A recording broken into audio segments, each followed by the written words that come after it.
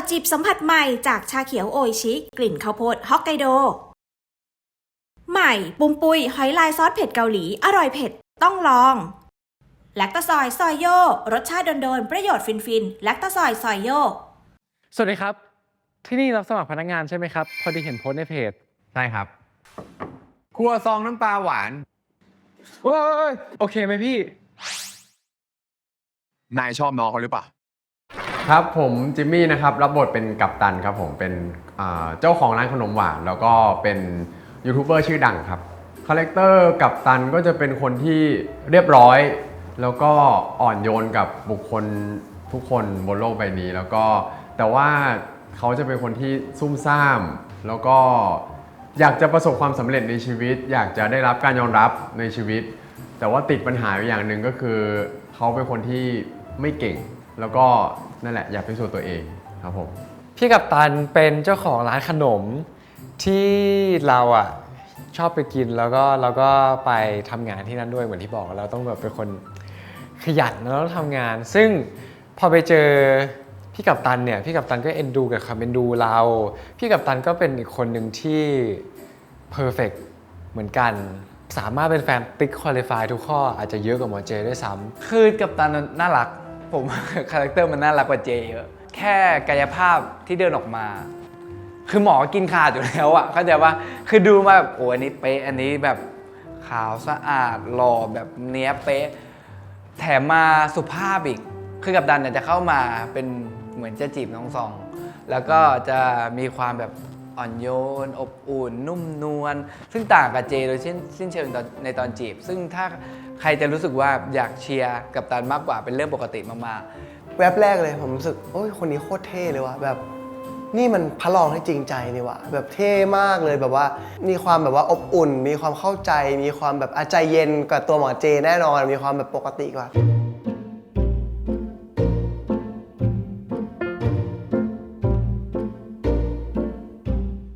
กัปตันเป็นคนที่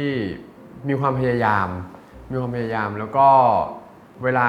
กัปตันเขาทุ่มเทกับอะไรบางอย่างเนี่ยเขาไปสุดเลยแต่ว่าที่ไม่เหมือนเลยคือหนึ่งคือเขาชอบกินขนมหวานมากเป็นชีวิตจิตใจเลยจนถึงขั้นต้องเปิดร้านขนมหวานใช่แล้วและอีกอย่างหนึ่งคือที่ไม่เหมือนกับตัวเองคือกัปตันเนี่ยเป็นคนที่ไม่พูดคำหยาบเลยแม้แต่คำเดียวแม้แต่ว่ากับตัวเพื่อนเจเองต่อให้เจจะพูดคำหยาบใส่กัปตันก็จะมีวิธีที่จะตอบโต้กลับไปแต่ว่าโดยที่ไม่ใช้คำหยาบอะไรเงี้ยก็สนุกดีครับผมรู้สึกว่าเรื่องเนี้ยถ้าผมเป็นแฟนคลับพี่จิมมี่ผมจะอยากดูคือมัน develop ความเป็นนักแสดงของเขาที่รับบทที่ผ่านๆมาค่อนข้างเยอะมากแล้วมันเหมือนการแบบได้ทำอะไรใหม่ๆได้ challenge ใหม่ๆเยอะมากของหมอแล้วการเล่นกับหมอครั้งนี้มันเป็นคอมเมดี้ผมรู้สึกว่าเฮ้ยหมอเป็นคนเล่นคอมเมดี้ได้โอเคเลยคือคอมเมดี้ความยากของมันคือจังหวะตอนแรกผมคิดว่าหมอน่าจะเก็ตยากแน่เลยมันเข้าใจยากจังหวะจะมาสอนเรื่องคอมเมดี้อะไรเงี้ยจะมาบอกอะไรเงี้ยจะมาเล่นด้วยกันแต่หมอเป็นเร็วมากแล้วเราสองคนพาซีนไปได้โคตรสนุกแล้วมันมีซีนที่โคตรจะน่ารักเลยมันน่ารักมากๆแบบผมรู้สึกว่าการเล่นเรามันสนุกมากผมคิดว่ามันจะออกมาได้ดีมากๆด้วยผมชอบในความสัมพันธ์ของกัปตันกับเจมากๆเป็นยังไงไปดูในเรื่องเอาละกันเพราะว่าเป็นความสัมพันธ์ที่เรียกว่าแปลกแต่ว่ารักกันดีตีกันตายสรุปน้องเขาชอบไหมครับรับบทเป็นยาดาค่ะเป็นนักศึกษาที่เรียนหมอฟันอยู่ก็คือเป็นเพื่อนกับเจก็เป็นผู้หญิงที่ไม่ผู้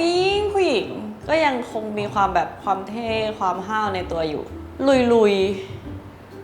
ฉลาดไม่ต้องพึ่งพาใครอะไรเงี้ยเป็นฟิลนี้มากกว่าคือยาดาจะเป็นเพื่อนที่ดีที่คอยแบบตบเจให้มาอยู่กับโลกความเป็นจริงหน่อยคอยช่วยเตือนสติหลายๆอย่างอะไรเงี้ยคอย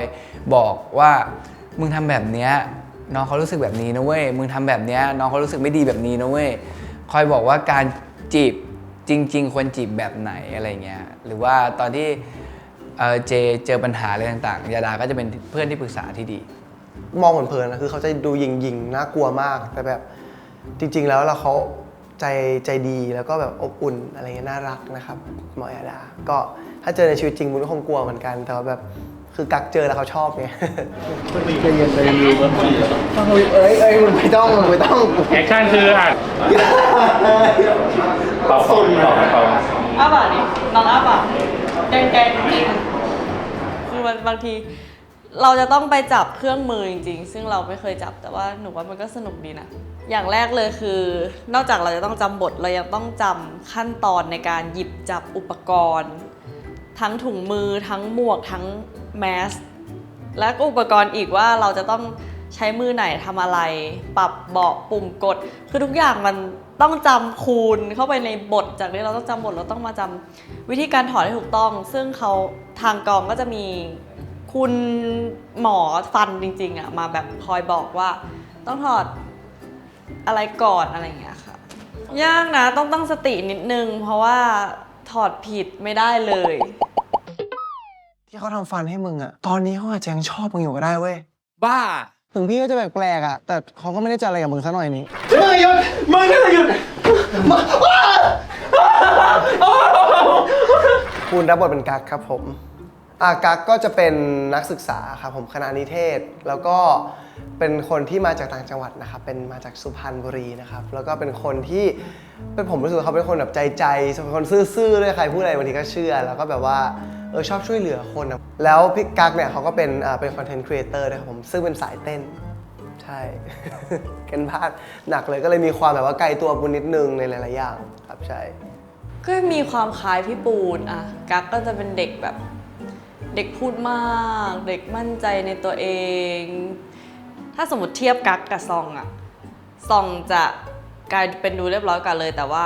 กั๊กจะเป็นคนแบบมันจะมีการช่วยกันหาเงินซึ่งกั๊กใช้การเต้นในการหาเงินก็จริงๆทำกันบ้านกับกั๊กเยอะสุดกั๊กก็จะมีความ energy ผมรู้สึกว่าต้องทำให้ซีนมันสนุกอะแต่ก็ไม่ล้นจนเกินไปผมรู้สึกว่าต้องบาลานซ์ตรงนี้ด้วยแหละมั้งแล้วก็นอกจากเรื่องตัวคาแรคเตอร์นะครับจะมีเรื่องความสามารถอื่นๆที่ต้องเพิ่มเข้ามาอย่างเช่นอาการเต้นแล้วก็เหมือนฝึกสกิลแบบว่าไลฟ์แบบว่าพูดหน้ากล้องด้วยอะไรอย่างนี้ครับผมจริงๆตัวละครปูนเป็นตัวที่ถ้าผมไม่ได้รับเป็นเจอ่ะผมคิดว่าตัวนั้นคือตัวผมเลย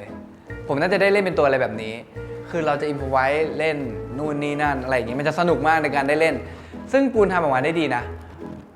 ผมรู้สึกว่าความเป็นกั๊กกับปูนอ่ะโคตรใกล้กันเลยอ่ะใกล้แบบเหมือนกันมากอ่ะทิ้งมัน เขาฉันเทคนิค ยังไม่เหนื่อยยังไม่เหนื่อยครับ มันก็ไม่แปลกที่พี่ปูนอ่ะจะโดนเลือกมาเล่นเป็นเพื่อนสนิทของเราทั้งที่ตอนที่แบบเล่นด้วยกันทั้งในซีนนอกซีนอะไรเงี้ยมันมีความสนิทใจอะไรบางอย่างของเพื่อนอ่ะซึ่งอมรู้สึกว่าอมไม่ได้มีกับคนหลายๆคนมากกว่าอมไม่แปลกใจที่เขาจะเลือกมาเป็นเพื่อนสนิทโอมซึ่งในขณะเดียวกันเองเนี่ยมันก็จะมีความโบ๊ะบ้าของตัวละครซองและกั๊กว่ามันเป็นคนที่ energy ล้นๆเหมือนกันน่ะไม่แปลกใจที่ทำไมถึงจะอยู่ด้วยกันได้แล้วไม่แปลกใจที่ทำไมเขาเลือกพี่ปูนมาเพราะพี่ปูนเป็นคนที่โฮคาแรคเตอร์พวกนี้อยู่รู้ว่าแบบต้องเล่นยังไงรู้ว่าต้องทำยังไงมาเล่นเป็นสีสันในเรื่องนี้ผมคิดว่าถ้าขาดตัวละครกั๊กไปอ่ะเรื่องนี้ก็อาจจะสนุกแต่สนุกไม่สุด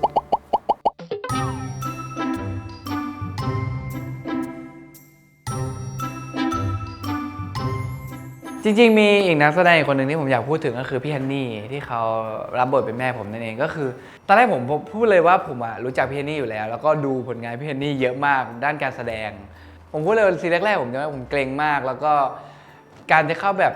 ไปกอดไปหอมอะไรอย่างเงี้ยคือด้วยความลูกกับแม่อะไรมันสามารถทำได้แต่ผมจะค่อนข้างแบบอุ๊ยจะกอดยังไงคือเข้าไปกอดไปหอมจริงแต่ตัวมันเกรงไปหมดอะไรอย่างเงี้ยก็พี่ฮันนี่ช่วยผมได้เยอะมากๆคือเขาบอกโอ๊ย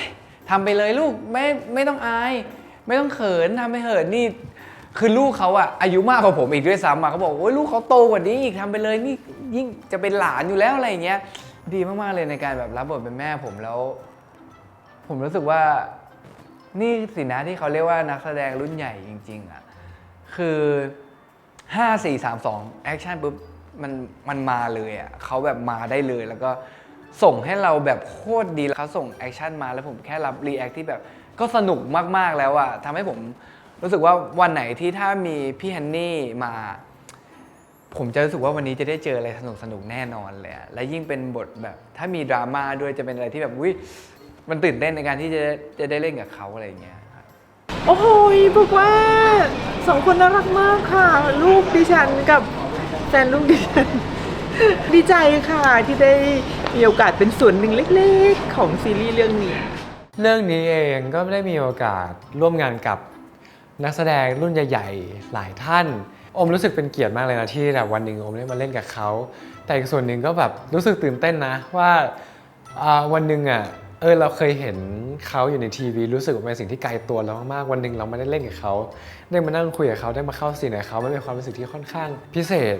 มากๆสำหรับโอมแล้วโอมรู้สึกว่าวิธีการทำงานของเขาโอมได้เรียนรู้อะไรหลายอย่างเขาก็เป็นตัวอย่างที่ดีให้โอมแหละว่าแบบจะทำยังไง